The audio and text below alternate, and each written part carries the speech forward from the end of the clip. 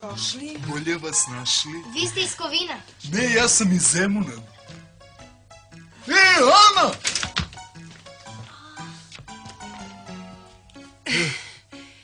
Žuće, otkud ti? Evo iz lifta. Pa znam, ali zašto? Pa mislim što ću da idem peške. Pitam te zašto si došao. A to? Došao sam da te pitam da furamo. Molim? Došao sam da te pitam da furamo. A? Šta kažeš? Znaš kako će se zezamo? Ićemo na poselo, Triton, Barikuda, Folkoteka. Misli, Žuća nije vrana. Pozna ekipu je. Pa ne znam, Žuću, danas nešto nisam planirala da se zaljubljujem. Što si paglo je. Kakav bre ljubav. Žuć je rekao da večera se izvodi plavušu i ima da održi reč.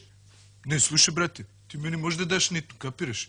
Ali ja kad se iznerviram, razumiješ, razumeš, bre? A zašto ne sednete pa da o svemu porazgovaramo kao ljudi? Izvolite.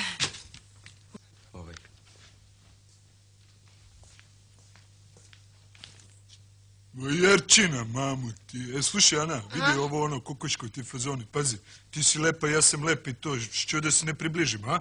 Hvala, dečko, hvala. Idi, Ana, spremi se, presuti se, nećeš valjda tako u Folkoteku, stvarno. Pa da.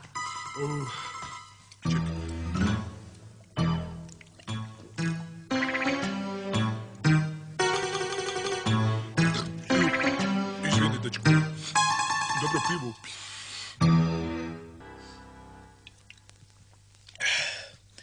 I onda ja malo govorim na pod i počnem da ga šutiram.